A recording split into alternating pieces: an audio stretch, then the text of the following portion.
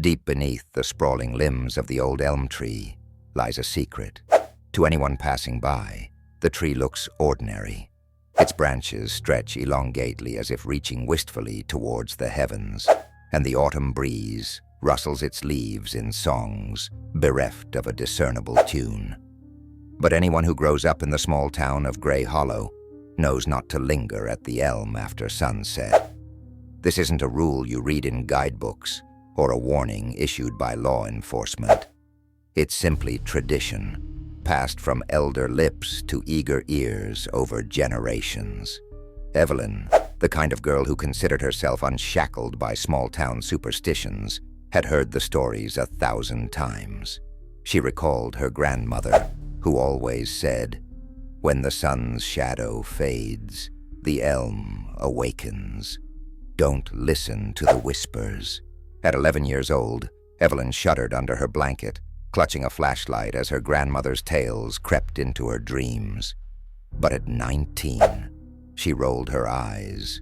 Surely a centuries-old elm tree wasn't inherently sinister.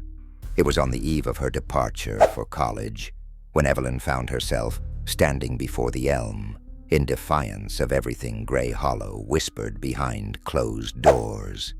The sky, splashed in twilight hues, dimmed into an inkier veil. Her backpack, containing journals, textbooks, nail polish, and snacks, lay slung over her shoulder as she craned her head upwards. The elm was gnarled, twisted with time, a sentinel as old as the founding of their town itself. At its base sat a circular bench, worn and splintered, where countless celebrations, arguments, and secrets once converged. It held a certain magnetism, ancient, inviting, and yet repellent. Evelyn took up residency on the creaking bench, daring herself to stay until darkness enveloped her surroundings fully.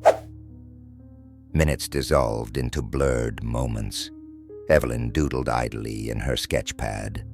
When the first whisper reached her ears, she didn't register it as anything more than the sigh of trees caught in the breath of the night. But the second whisper came steady, melodic, and distinct, a sentence too garbled to comprehend, but unmistakably human. She stopped drawing. "Hello?" she asked aloud, the edge of her voice laced with skeptical amusement. Only the rustling branches served her answer.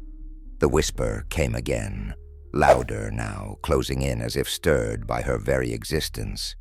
This time, Evelyn swore she heard 2 words, her name and a desperate plea. Not yet. Her pulse reacted before her reason did, and her instincts tugged her toward the path leading home. Yet she planted herself stubbornly. Was this someone playing a prank?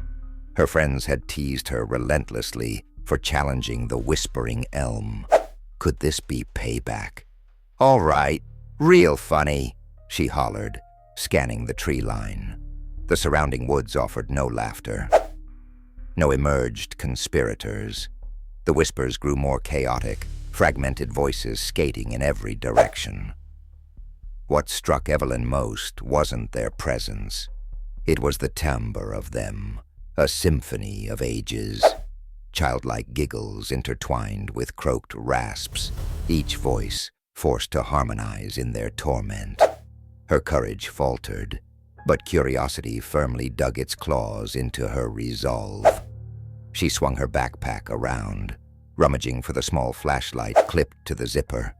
Its pale yellow beam hacked weakly at the oppressive dark, when suddenly she noticed something etched into the trunk of the tree. Coordinates, numbers carved deeply, deliberate, and precise. Evelyn leaned closer. Her fingertips brushed the engravings in wonder. She hesitated only briefly before noting them down into the margins of her sketch pad. By the time she reached her garage that night, adrenaline masked exhaustion. A quick online search mapped the coordinates to a desolate field at Grey Hollow's edge, an area so unremarkable that even most locals paid it little heed. Evelyn mulled over her options.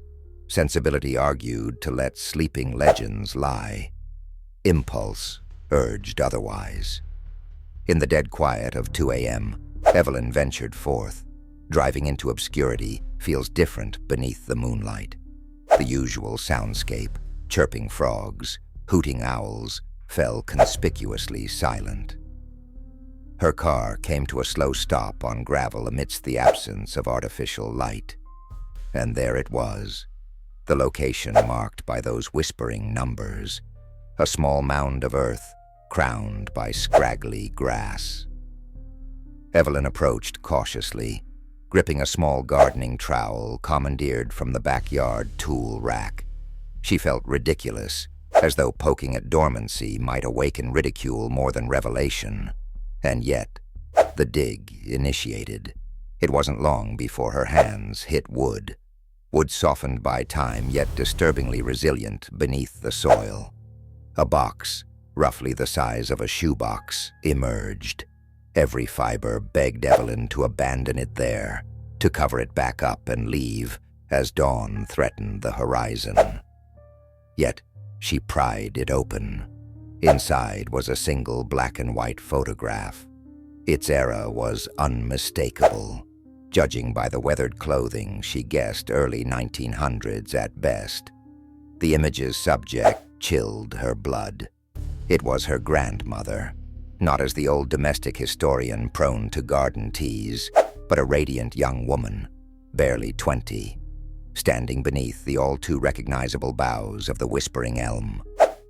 Evelyn tried to rationalize connections silently. Hereditary resemblances explained everything, right? But then came the note, folded neatly beside the photo. Words, scrawled like stamped urgency across it, read, "If you've discovered this, leave Grey Hollow immediately. You're next." Whatever courage had sustained her ebbed completely now, and Evelyn stumbled to her feet, clutching the photograph tightly, heart spiraling into hysteria. She barely noticed the whispers had returned, swelling stronger than ever before, in synchronized unity. Then, clearer than the wind cutting through the distance, a singular voice boomed separately from the collective. "Run!" She sprinted. She screamed her denial against everything logic couldn't shield her from. The whispers hounded her periphery, retching upon the space her body would no sooner occupy. Her car was not far enough. No vehicle on Earth was swift enough to escape the eldritch grip latched upon her. The elm's reach was eternal. The photograph now sits abandoned.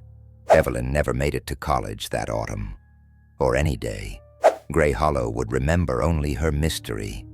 One cannot deny the pull of folklore, especially when the past holds you tighter than you ever knew.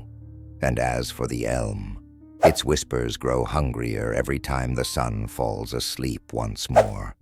If you ever hear them, stop what you're doing, walk away, never look back.